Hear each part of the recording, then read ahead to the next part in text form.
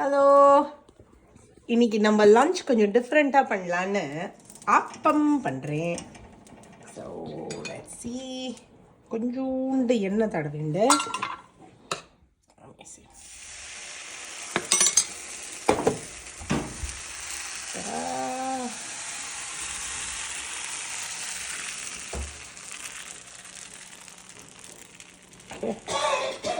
இப்படி வச்சுடலாமா? அண்ட் ஆப்பத்துக்கு தொட்டுக்கிறதுக்கு we made veg stew. நல்ல தேங்காய் பாலில் நிறைய வெஜிடபிள் போட்டு வெஜ் ஸ்டூ பண்ணியிருக்கேன். கருத்து இல்லை, நல்லா இருக்கு. இன்னொன்று போடு. இல்லை இல்லை இல்லை